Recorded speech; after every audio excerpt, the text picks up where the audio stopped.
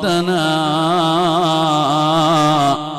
واغفر لنا ما مضى يا واسع الكرم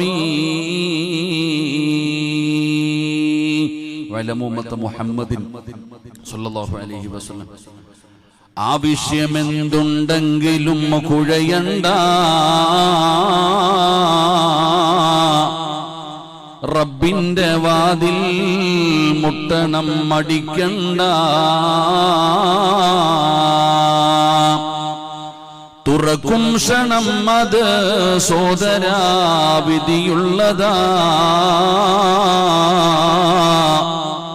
ഖുർആനിലായി നമ്മോട് പ്രഖ്യാപിച്ചതാ. കൂമ്പാരമായി നീ തെറ്റു ചെയ്താൽ തന്നെയും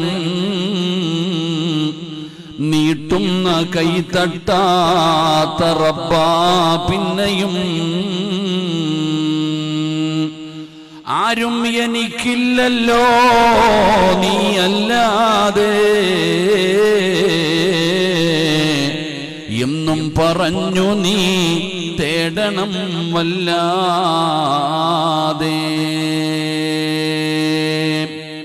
വേദിയിൽ പുരുഷരായ ബഹുനിരായ പണ്ഡിത മഹത്തുക്കളെ, മറ്റു സംഘാടകരെ, വിശിഷ്ടാതിഥികളെ, എൻ്റെ പ്രിയപ്പെട്ട ഉപ്പമാരെ, സഹോദരങ്ങളെ, മുതഅല്ലിമീങ്ങളെ, ഉമ്മ പങ്ങന്മാരെ, അല്ലാഹു സുബ്ഹാനഹു വ തആല നമ്മളുടെ ഒരുമിച്ച് കൂടൽ അല്ലാഹു കബൂലാക്കുമാറാകട്ടെ.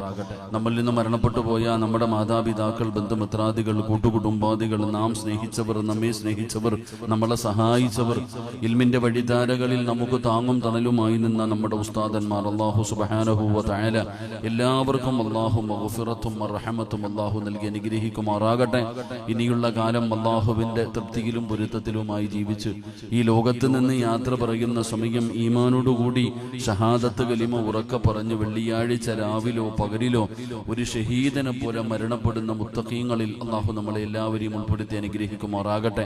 അൽഹംദുലില്ലാ. എൻ്റെ പ്രിയപ്പെട്ട സഹോദരങ്ങളെ, സമയം നല്ലതുപോലെ താമസിച്ചു. അതുകൊണ്ട് കൂടുതൽ ആമുഖങ്ങൾക്കോ വിശദീകരണങ്ങൾക്കോ ഒന്നും കിടക്കുന്നില്ല. നല്ല തണുപ്പുണ്ട്, മഞ്ഞുണ്ട്.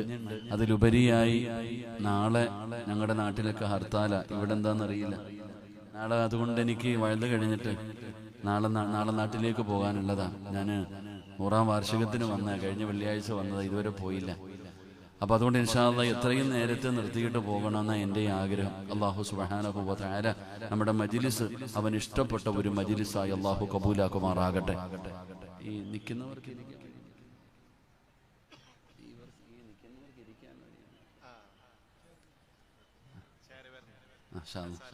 എല്ലാവർക്കും ഇരിക്കാനുള്ള കസേര വരുന്നുണ്ട് ഇൻഷാ അല്ലാഹ്. അങ്ങനെ നിൽക്കണ്ട കൂടുതൽ നേരം. നിൽക്കുന്നത് വലിയ പ്രയാസമാണ്. നിൽക്കുന്നത് കൊണ്ട് ഒരുപാട് ബുദ്ധിമുട്ടുണ്ടാവും. അപ്പം ഇൻഷാ അല്ലാഹ് സംഘാടകർ കസേര കൊണ്ടുവരും. ഇൻഷാ അല്ലാഹ് ഉള്ള സൗകര്യങ്ങളിലേക്ക് ഇരിക്കുക. എല്ലാവരും എഴുന്നേക്കറോ? ഷാബാ മാസമല്ലേ, നബിതങ്ങളുടെ മാസമല്ലേ? എല്ലാവരും എഴുന്നേറ്റ് ഇൻഷാ അല്ലാഹ് ഒരു 3 സ്വലാത്ത്. സ്വല്ലല്ലാഹു അലാ മുഹമ്മദ്,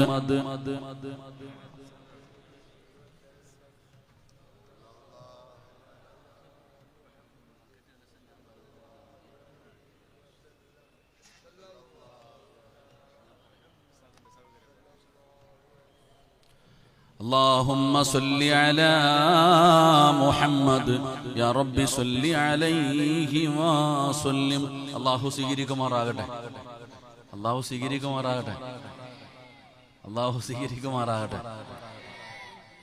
അല്ലാഹുവേ, ഈ ആമീൻ പറയുന്ന അതേ ശബ്ദത്തിൽ മരിക്കുന്ന സമയത്ത് ലാ ഇലാഹ ഇല്ലല്ലാഹ് എന്നുറക്കെ പറഞ്ഞു മരിക്കാൻ നീ ഭാഗ്യം കൊടുക്കണേ അല്ലാഹ്. ആമീനൊക്കെ ഇപ്പൊ വന്നാണ്ട വേണമെന്ന് വെച്ചാൽ നമുക്ക് ആമീനൊക്കെ പറയാനറിയാം. നമ്മൾ പറയാനിട്ടാ. അല്ലാഹു നമ്മളൊക്കെ നന്നാക്കി തരുമാറാകട്ടെ. എൻ്റെ പ്രിയപ്പെട്ട സഹോദരങ്ങളെ, സഹോദരിമാരെ, ഖബറുമായി ബന്ധപ്പെട്ട വിഷയം പറയണമെന്ന് എന്നോട് പറഞ്ഞേ. ഖബറുമായി ബന്ധപ്പെട്ട വിഷയം അത് എത്ര എളുപ്പത്തിൽ പറയുന്ന അത്ര നല്ലതല്ല എന്ന് തോന്നുന്നു. കാരണം ഖബറ് നമ്മൾ അത്ഭുതപ്പെടുത്തുന്നൊരു വിഷയമാണ്. അല്ലാഹു സുബ്ഹാനഹു വ തആല നമ്മുടെ കുടുംബത്തിൽ നിന്ന് മരണപ്പെട്ടു പോയ എല്ലാവർക്കും അല്ലാഹു സ്വർഗം കൊടുത്ത് അനുഗ്രഹിക്കുമാറാകട്ടെ. എൻ്റെ പ്രിയപ്പെട്ട സഹോദരങ്ങളെ, സഹോദരിമാരെ, അല്ലാഹു സുബ്ഹാനഹു വ തആല നമുക്ക് നൽകിയ വലിയ ഒരു നിഅമത്താണ്, വലിയൊരു അനുഗ്രഹമാണ് മക്കൾ. മക്കളെന്ന് പറയുന്നത് അല്ലാഹു തരുന്ന വലിയൊരു സൗഭാഗ്യമാണ്. അതൊരു അമാനത്താണ്. ആ മക്കള് കാരണം സങ്കടപ്പെടുന്ന ഒരുപാട് പേരുണ്ട്, ആ മക്കള് കാരണം സന്തോഷിക്കുന്ന ഒരുപാട് പേരുമുണ്ട്. ഈ സദസ്സിൽ തന്നെ അള്ളാഹു നൽകിയ അനുഗ്രഹമായ മക്കൾ, ആ മക്കള് കാരണം സങ്കടപ്പെടുന്ന വാപ്പയുമുണ്ട്, സന്തോഷിക്കുന്ന വാപ്പയുമുണ്ട്. അതെന്തുകൊണ്ടാണ് അങ്ങനെ വരുന്നത്? അള്ളാഹുവിന്റെ വിശുദ്ധമായ ഖുർആനും മക്കളെ കുറിച്ച് പറഞ്ഞതാ ഒരേ വിഷയത്തിൽ രണ്ട് കാര്യങ്ങളാണ് അള്ളാഹു പറയുന്നത്. മക്കളെ കുറിച്ച് പരിചയപ്പെടുത്തുമ്പോൾ അള്ളാഹുവിന്റെ പരിശുദ്ധമായ ഖുർആൻ മക്കളെ കുറിച്ച് പറയുമ്പോൾ ഖുർആനിന്റെ ഒരു ഭാഗത്ത് അല്ലാഹു സുബ്ഹാനഹു വ തആല പറയുന്നു, അൽ മാലു വൽ ബനൂന സീനത്തുൽ ഹയാത്തുദ് ദുനിയ വൽ ബാഖിയാത്തുസ് സ്വാലിഹാത്ത്. ഒരു ഭാഗത്ത് അല്ലാഹു സുബ്ഹാനഹു വ തആല പറയുന്നു, മക്കളെന്ന് പറഞ്ഞാൽ അത് വലിയ ഒരു അലങ്കാരമാണ്, ഒരു സൗഭാഗ്യമാണ്, അവർക്ക് വലിയ സന്തോഷമാണ്. എന്റെ പ്രിയപ്പെട്ടവരെ, ഖുർആൻ പറയുന്നു മക്കള് കാരണം മാതാപിതാക്കൾ രക്ഷപ്പെടും. നാളെ മക്കളുടെ കൈപിടിച്ച് സ്വർഗത്തിലേക്ക് കടന്നു പോകുന്ന ചില മാതാപിതാക്കളുണ്ട്.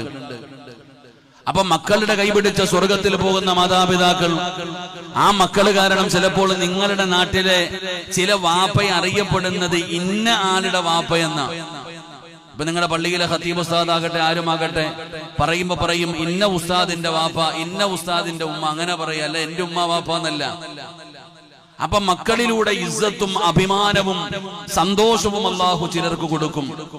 അതേ ഖുർആൻ തന്നെ മക്കളെ കുറിച്ച് മറ്റൊരു ഭാഗത്ത് പറയുന്നു, ഇന്നമാ അംവാലുക്കും വ ഔലാദുക്കും ഫിത്ന. മക്കൾ എന്ന് പറയുന്നത് ഫിത്നയാണെന്ന് ഖുർആൻ പറയുന്നു. എന്റെ പ്രിയപ്പെട്ട സഹോദരങ്ങളെ, മക്കള് കാരണം സങ്കടപ്പെടുന്നവരുണ്ട്, കണ്ണുനീര് കുടിക്കുന്നവരുണ്ട്. സ്വന്തം മാതാവിനെ തല്ലിക്കൊല്ലുന്ന മക്കളുടെ വാർത്തകൾ എന്തിന് ഈ അടുത്താണെന്ന് തോന്നുന്നു, 2 ദിവസം മുമ്പാണെന്ന് തോന്നുന്നു. എന്റെ പ്രിയപ്പെട്ട സഹോദരങ്ങളെ, സ്വന്തം ഉമ്മയുടെ, സ്വന്തം അമ്മയുടെ നഗ്നചിത്രം വരെ എടുത്ത് കാമുകൻ അയച്ചു കൊടുത്ത വാർത്ത വായിച്ചവരാ നിങ്ങള്. നമ്മൾ ആലോചിക്കണം, സ്വന്തം മാതാവിന്, ഒരു പെൺകുട്ടി സ്വന്തം മാതാവിന്റെ ചിത്രങ്ങൾ പോലും കാമുകന് ഷെയർ ചെയ്യുന്ന കാലം, സ്വന്തം മാതാവിന്റെ വീഡിയോ പിടിച്ചിട്ട് എന്റെ പ്രിയപ്പെട്ടവരെ സെക്സ് വീഡിയോകൾ വരുന്ന ഓരോ സാധനങ്ങൾ കൊടുത്തിട്ട് പൈസ എടുക്കുന്ന മക്കളുടെ കാലം, വിൽക്കുകയാണ്. അപ്പൊ അള്ളാഹുവിന്റെ ഖുർആൻ പറയുന്നു, മക്കള് കാരണം നാണം കെടുന്നവരുമുണ്ട്, സന്തോഷിക്കുന്നവരുമുണ്ട്. എല്ലാവരും പടച്ചവനെ കാണുമ്പോ പറയും, ഉസ്താദേ എന്റെ മക്കള് നന്നാകാൻ ദുആ ചെയ്യണം, എന്റെ മക്കള് നന്നാകാൻ ദുആ ചെയ്യണം. ഞാൻ പറയുന്നത് എന്റെ മക്കൾ അനുസരിക്കുന്നില്ല, ആദരിക്കുന്നില്ല, ബഹുമാനിക്കുന്നില്ല, അവന് സ്നേഹമില്ല, അവൻ ഉപ്പാനെ തല്ലുന്നു, ഉമ്മയെ ചീത്ത പറയുന്നു. എന്റെ പ്രിയപ്പെട്ടവരെ, മക്കളുടെ ജീവിതം കാണുമ്പോ വല്ലാതെ സങ്കടപ്പെടുന്ന ഒരുപാട് പേരുണ്ട്. ഇപ്പൊ ഈ സദസ്സിന്റെ അവസാന ദിവസം ഇന്ന് ദുആ ചെയ്യുമ്പോ ഈ സദസ്സിലിരിക്കുന്ന പല മാതാപിതാക്കളും അവരൊറ്റയ്ക്കുള്ള ദുആയാകട്ടെ, കൂട്ടമായിട്ടുള്ള പ്രാർത്ഥനയാകട്ടെ, എപ്പോഴത്തെ ദുആയിലും അല്ലാഹുവിനോട് കരഞ്ഞുകൊണ്ട് പറയാറുണ്ട്, പടച്ചവനെ എന്റെ മക്കളെ നീ നന്നാക്കി തരണേ അല്ലാ. എല്ലാവരും ദുആ ചെയ്യുമ്പോൾ അധികം പേരും അത് പറയാറുണ്ട്. എന്റെ പ്രിയപ്പെട്ടവരെ, എനിക്ക് ഓർമ്മ വരുന്നത്, ഞാൻ ഉംറയ്ക്ക് പോയപ്പോ അല്ലാഹുവിന്റെ പരിശുദ്ധമായ കഅബാലയത്തിന്റെ മുറ്റത്ത് ഉംറ തവാഫ് കഴിഞ്ഞിട്ട് മഖാം ഇബ്രാഹിമിന്റെ മുമ്പിൽ ഇരുന്ന് നിസ്കരിക്കുകയാ. ആ മഖാം ഇബ്രാഹിമിന്റെ മുമ്പിൽ എത്രത്തോളം എന്റെ പ്രിയപ്പെട്ടവരെ ദുആയ്ക്ക് ഇജാബത്തുള്ള സ്ഥലമാണ് മഖാം ഇബ്രാഹിം. ആ ഇബ്രാഹിമിന്റെ മുമ്പിൽ നിന്നുകൊണ്ട് നമസ്കരിച്ചിട്ട് ഞാൻ ഇങ്ങനെ ദുആ ചെയ്യുമ്പോ എന്റെ പ്രിയപ്പെട്ടവരെ, ഞാൻ ഇങ്ങനെ നോക്കുമ്പോൾ എന്റെ അടുത്ത് കിടന്നിട്ട് ഒരു പിതാവ് സുജൂദിൽ കിടന്നിട്ട് അല്ലാഹുവിനോട് ദുആ ചെയ്യുകയാ, പടച്ചവനെ എന്റെ മോന്റെ ദുസ്വഭാവങ്ങൾ നീ മാറ്റി തരണേ അല്ലാ. ഒരു പിതാവ് സുജൂദിൽ കിടന്നുകൊണ്ട് ദുആ ചെയ്യുകയാ. ആ പരിശുദ്ധമായ കഅബാലയത്തിന്റെ മുറ്റത്ത് കിടന്നിട്ട് പോലും പടച്ചവനോട് ദുആ ചെയ്യുന്ന, പടച്ചവനെ എന്റെ പൊന്നുമോനെ അവന്റെ ദുസ്വഭാവങ്ങൾ മാറ്റി തരണേ അല്ലാ എന്ന് ദുആ ചെയ്യുന്ന ഒരു പിതാവിനെ ഞാൻ കാണുമ്പോൾ എന്റെ പ്രിയപ്പെട്ടവരെ, എല്ലാവരും അല്ലാഹുവിനോട് ദുആ ചെയ്യുന്നവരാണ്. മക്കള് കാരണം ഒരുപാട് സങ്കടപ്പെടുന്നവരുണ്ടോ. ഉസ്താദേ ബഹുമാനിക്കുന്നില്ല, സ്നേഹിക്കുന്നില്ല, അവൻ ഉപദ്രവിക്കുകയാണ്, അവൻ നാണം കെടുത്തുകയാണ്, അവന്റെ കോലം കണ്ടോ, അവന്റെ സ്വഭാവം കണ്ടോ, കള്ളും കഞ്ചാവും മയക്കുമരുന്നും മോശമായ കൂട്ടുകെട്ടുമായി നടക്കുന്ന ഒരുപാട് യുവത്വത്തിന്റെ കാലമാണല്ലോ. എല്ലാവരും മാതാപിതാക്കള് മക്കളെ കുറ്റം പറയുകയാണ്. മക്കളെ കുറ്റം പറയുന്ന മാതാപിതാക്കളോട് എന്റെ പ്രിയപ്പെട്ട ഉപ്പയോട് ചോദിക്കട്ടെ, ഉമ്മയോട് ചോദിക്കട്ടെ, അല്ലാഹുവേ നിങ്ങളുടെ മക്കൾ വഴിപിഴച്ചു പോകാൻ, നിങ്ങളുടെ മക്കളുടെ സ്വഭാവം ഇങ്ങനെയാകാൻ നമ്മളും ചില കാരണക്കാരാണോ? പഠിച്ചവനെ നമ്മളും അതിനൊരു കാരണക്കാരാണ്. കുട്ടികളെ മാത്രം കുറ്റപ്പെടുത്തിയിട്ട് കാര്യമില്ല, കുട്ടികളെ മാത്രം കുറ്റം പറഞ്ഞിട്ട് കാര്യമില്ല. അവരിങ്ങനെ തലതിരിഞ്ഞു പോകാൻ നമ്മളും ഒരു കാരണക്കാരാണ്. അതുകൊണ്ട് എന്റെ പ്രിയപ്പെട്ടവരെ, അള്ളാഹുവിന്റെ പരിശുദ്ധമായ ഖുർആൻ 114 സൂറത്തുകൾ 6600 പരം വരുന്ന ആയത്തുകളുണ്ടല്ലോ. ആ ഖുർആനിൽ അല്ലാഹു സുബ്ഹാനഹു വ തആല ഒരുപാട് ചരിത്രങ്ങൾ പറയുന്നുണ്ടല്ലോ. അള്ളാഹുവിന്റെ ഖുർആൻ പറയാത്തതൊന്നുമില്ലല്ലോ. പഠിച്ചവനെ, ഈ ദുനിയാവിൽ വേണ്ട കാര്യങ്ങൾ മുഴുവനും അള്ളാഹുവിന്റെ പരിശുദ്ധമായ ഖുർആനിലൂടെ അല്ലാഹു അതിന് പരിഹാരം പറഞ്ഞു തന്നിട്ടുണ്ടല്ലോ. എന്റെ പ്രിയപ്പെട്ടവരെ, ഖുർആനിൽ ഒരുപാട് ചരിത്രങ്ങൾ കാണാം. ഒരുപാട് പ്രവാചകന്മാരുടെ, ഒരുപാട് മുൻഗാമികളുടെ ചരിത്രം അല്ലാഹുവിന്റെ ഖുർആൻ അവിടുന്ന് പരിചയപ്പെടുത്തുമ്പോ ഒരു ചരിത്ര പുസ്തകമല്ല അല്ലാഹുവിന്റെ വിശുദ്ധമായ ഖുർആൻ. എന്തിനാണ് അല്ലാഹു വിശുദ്ധമായ ഖുർആനിൽ ഒരുപാട് ചരിത്രങ്ങൾ പറയുന്നത്? ആ ചരിത്രങ്ങൾ പറഞ്ഞിട്ട് അല്ലാഹു തന്നെ അവിടുന്ന് പറയുന്നു, അഹ്സനുൽ ഖസസ്, ഏറ്റവും മനോഹരമായ ചരിത്രമെന്ന് അല്ലാഹു തന്നെ പരിചയപ്പെടുത്തുന്ന, അല്ലാഹു തന്നെ പറയുന്നു ഏറ്റവും മനോഹരമായ ഒരു ചരിത്രം അല്ലാഹു പറയുകയാണ്. അല്ലാഹു പറയുന്നു ഏറ്റവും മനോഹരമായ ചരിത്രമെന്ന്. അല്ലാഹു തന്നെ പരിചയപ്പെടുത്തിയ ചരിത്രം ആരുടെ ചരിത്രമെന്നറിയോ? മഹാനായ യാക്കൂബ് നബി അലൈഹിസ്സലാം, അല്ലാഹുവിന്റെ പ്രവാചകനായ യാക്കൂബ് നബി അലൈഹിസ്സലാമിന്റെ ചരിത്രമുണ്ടല്ലോ. വിശുദ്ധമായ ഖുർആനിൽ അല്ലാഹു അവിടുന്ന് പരിചയപ്പെടുത്തുകയാണ്. യാക്കൂബ് നബി ആരാണെന്നറിയോ? യാക്കൂബ് നബിയുടെ ക്വാളിറ്റി എന്തെന്നറിയോ? എന്തുകൊണ്ടാണ് യാക്കൂബ് നബിയെ കുറിച്ച് പരിചയപ്പെടുത്തുന്നതെന്നറിയോ? എന്റെ പ്രിയപ്പെട്ടവരെ, യാക്കൂബ് നബി അലൈഹിസ്സലാമിന്റെ പരമ്പര പോലും, അവിടുത്തെ പരമ്പരകൾ പോലും വല്ലാത്ത മഹത്വമുള്ളതാണ്. പ്രവാചക പരമ്പരയാണ്, പ്രവാചക പരമ്പരയാണ്. യാക്കൂബ് നബി അലൈഹിസ്സലാമിന്റെ പിതാവാരാ? ഇസ്ഹാഖ് നബി അലൈഹിസ്സലാം. യാക്കൂബ് നബിയുടെ പിതാവാണ് ഇസ്ഹാഖ് നബി അലൈഹിസ്സലാം. ഇസ്ഹാഖ് നബിയുടെ പിതാവാരാ? മഹാനായ ഇസ്മായിൽ നബി അലൈഹിസ്സലാം. ഇസ്മായിൽ നബി അലൈഹിസ്സലാമിന്റെ പിതാവാരാ? മഹാനായ ഖലീലുല്ലാഹി ഇബ്രാഹിം നബി അലൈഹിസ്സലാം. ഇബ്രാഹിം നബിയുടെ മകനാണ് ഇസ്മായിൽ നബി. ഇസ്മായിൽ നബിയുടെ മകനാണ് ഇസ്ഹാഖ് നബി. ഇസ്ഹാഖ് നബിയുടെ മകനാണ് യാക്കൂബ് നബി. യാക്കൂബ് നബിയുടെ മകനാണ് യൂസുഫ് നബി അലൈഹിസ്സലാം.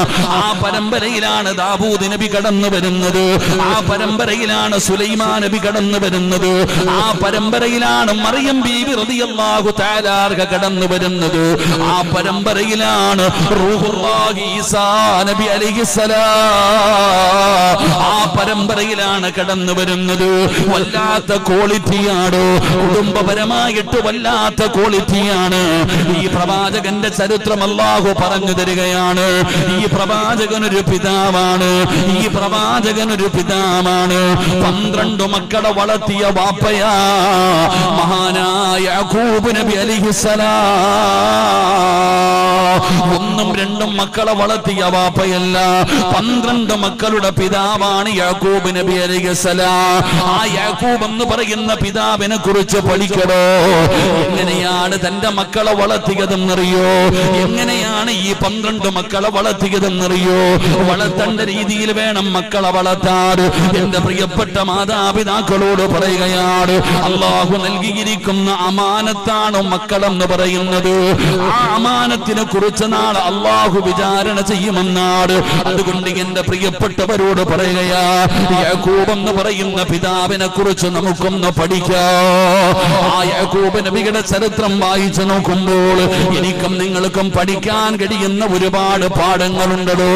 എങ്ങനെയാണ് മക്കളെ വളർത്തേണ്ടത്, അവരോട് എങ്ങനെയാണ് പെരുമാറേണ്ടത്, എത്രത്തോളം സൂക്ഷ്മത പുലർത്തണമെന്ന് മഹാനായ യാക്കൂബ് നബി അലൈഹിസ്സലാമിന്റെ ചരിത്രം അവിടെ നിന്ന് പഠിപ്പിക്കുകയാ.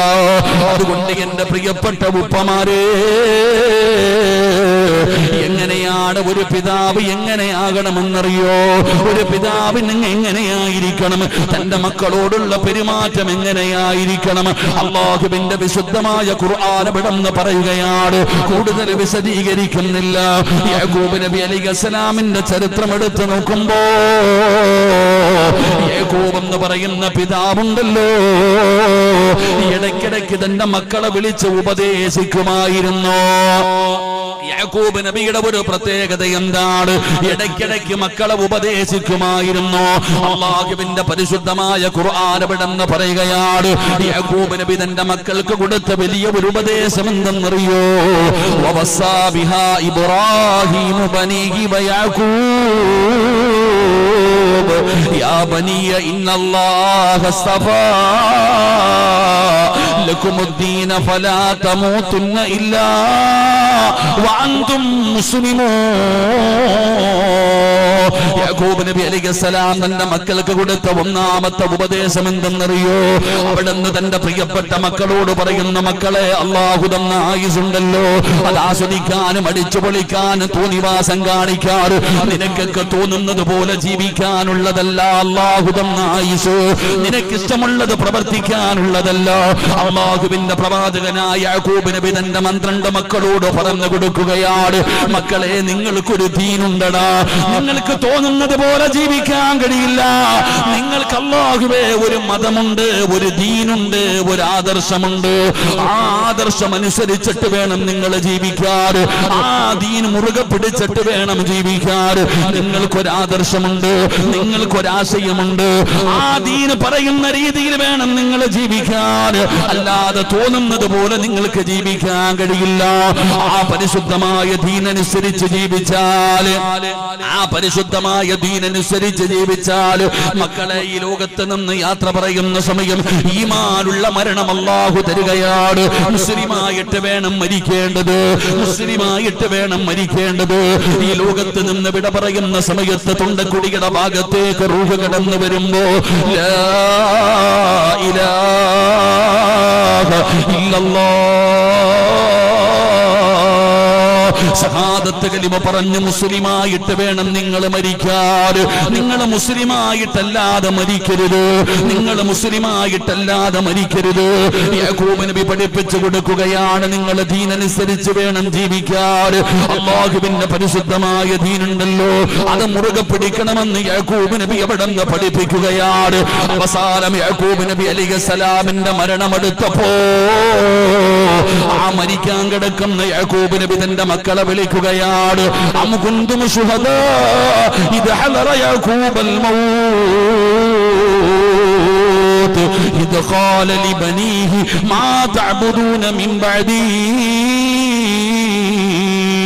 യാക്കൂബ് നബി അലൈഹിസ്സലാം മരണത്തിന്റെ വേള കടന്നു വന്നപ്പോ തന്റെ മന്നാര മക്കളെ എല്ലാവരെയും പിടിച്ചെടുത്ത് നിർത്തുകയാണ്. എന്നിട്ട് അവിടെ നിന്ന് ചോദിച്ചു, മക്കള്, വാപ്പ മരണപ്പെട്ട് കഴിഞ്ഞാൽ നിങ്ങൾ ആരെയാണ് ആരാധിക്കുന്നത്? വാപ്പ പഠിപ്പിച്ചു തന്നിട്ടുണ്ട്, ജീവിച്ചിരിക്കുന്ന കാലത്ത് പിതാവ് മുഴുവനും പറഞ്ഞു തന്നിട്ടുണ്ട്. എന്നിട്ടും പടച്ചവനെ ഒന്നുകൂടെ ഉറപ്പിക്കുകയാണ്, മക്കളെ, വാപ്പ മരണപ്പെട്ട് കഴിഞ്ഞാൽ നിങ്ങൾ ആരെയാണ് ആരാധിക്കുന്നത്? മാ തഅബുദൂന മിൻ ബഅദീ. യാക്കൂബ് നബി അലൈഹിസ്സലാം അവിടെ നിന്ന് ചോദിക്കുമ്പോ മക്കൾ പറഞ്ഞ മറുപടി എന്തെന്നറിയോ? വാപ്പാ, ഞങ്ങൾ ആരെയാണ് ആരാധിക്കുന്നതെന്നറിയോ? ഖാലൂ നഅബുദു ഇലാഹക വ ഇലാഹ ആബായിക വ ഇബ്രാഹീമ വ ഇസ്മാഈല വ ഇസ്ഹാഖ ഇലാഹം വാഹിദാ. ഉപ്പാപ്പയായ ഇബ്രാഹിം നബി ആദരിച്ച, മഹാനായ ഇബ്രാഹിം നബി അലൈഹിസ്സലാം ആരാധിച്ച, മഹാനായ ഇസ്മായിൽ നബി അലൈഹിസ്സലാം ആരാധിച്ച, മഹാനായ ഇസ്ഹാഖ് നബി അലൈഹിസ്സലാം ആരാധിച്ച ആ പടച്ച റബ്ബിനെയാണ് ഞങ്ങളും ആരാധിക്കുന്നത്. ആ പടച്ച റബ്ബിനെയാണ് ഞങ്ങളും ആരാധിക്കുന്നത് എന്ന് പടച്ചവനെ പാരമ്പര്യമായി തലമുറകൾ കൈമാറി വന്ന പരിശുദ്ധമായ ദീനുൽ ഇസ്ലാം ഉണ്ടല്ലോ, ആ ആദർശമാണ് ഞങ്ങളും പുറകെ പിടിക്കുന്നത് എന്ന് യാക്കൂബ് നബിയുടെ മക്കള് പറയുമ്പോ യാക്കൂബ് എന്ന് പറയുന്ന പിതാവ് പറയുന്നു, അൽഹംദുലില്ലാഹ്, അവിടുന്ന് പടച്ചവനെ സ്തുതിക്കുകയാ, അവിടുന്ന് പടച്ചവനെ സ്തുതിക്കുകയാ. അതുകൊണ്ട് വഅദ കേൾക്കാമെന്ന് എന്റെ പ്രിയപ്പെട്ട ഉപ്പമാരോട് മക്കൾക്ക് പഠിപ്പിച്ചു കൊടുക്കേണ്ട ഒന്നാമത്തെ കാര്യം ദീനാടോ. ആദർശം പഠിപ്പിച്ചു കൊടുക്കണം, മക്കൾക്ക് ആദർശം പറഞ്ഞു കൊടുക്കണം. ഇന്നത്തെ യുവതലമുറ, ഇന്നത്തെ പരിശുദ്ധമായ ദീനിന്റെ ഉമ്മത്തിന്റെ അവസ്ഥ എന്താ? ഒരു വീടിന്റെ അകത്ത് പോലും ആദർശം പലതാടോ. വാപ്പയ്ക്കൊരാദർശമുണ്ട്, ഉമ്മയ്ക്കൊരാദർശമുണ്ട്, മക്കൾക്കൊരാദർശമുണ്ട്. ഒരു വീടിന്റെ അകത്ത് പോലും പടച്ചവനെ ഒത്തൊരുമയില്ലടോ. ഒരു വീടിന്റെ അകത്ത് പോലും ആദർശത്തിന്റെ വിഷയത്തിൽ ഒത്തൊരുമയില്ലടോ. അവിടെ ഒരു വിഷയം വരുമ്പോൾ തമ്മിൽ തല്ലാണ്. വാപ്പ പറയുന്നു തറാവീഹ് 8 മക്കള് പറയുന്നു അല്ല 20. പടച്ചവനെ ഒരു വീടിന്റെ അകത്ത് പോലും വല്ലാത്ത തർക്കമാണോ. ആദർശത്തിൽ ഉറച്ചൊരു തീരുമാനമില്ല. എന്റെ പ്രിയപ്പെട്ടവരോട് പറയുകയാണ്, ആദർശമെന്ന് പറയുന്നത് എന്താണെന്നറിയോ? ആദർശമെന്ന് പറയുന്നത് അമാനത്താ. ആദർശമെന്ന് പറയുന്നത് അമാനത്താ. അല്ലാഹുവിന്റെ പ്രവാചകൻ തന്റെ ഹജ്ജത്തുൽ വിദാഇന്റെ അവസാന പ്രഭാഷണത്തില് ലക്ഷോപലക്ഷം വരുന്ന സ്വഹാബത്തിനോട് ഉപദേശം കൊടുത്തിട്ട് നിബിധങ്ങൾ പറഞ്ഞ ഒരു വാചകമുണ്ട്, ബല്ലിഗ് അന്നീ വലവായ. പടച്ചവനെ, നിങ്ങൾ കേട്ട ഈ അറിവുണ്ടല്ലോ, അത് മറ്റുള്ളവർക്ക് പകർന്നു കൊടുക്കണേ. പടച്ചവനെ, എങ്ങനെ തലമുറകൾ കൈമാറി കൈമാറി നിനക്ക് പടച്ചവനെ നിന്റെ കയ്യിലേക്ക് പരിശുദ്ധമായ ദീൻ എന്ന് പറയുന്ന ഈ ആദർശം നിന്റെ കയ്യിലേക്ക് കൊണ്ടുവന്നു തന്നിരിക്കുകയാണ്. ഇതൊരു അമാനത്താണ്, ഇതൊരു അമാനത്താണ്.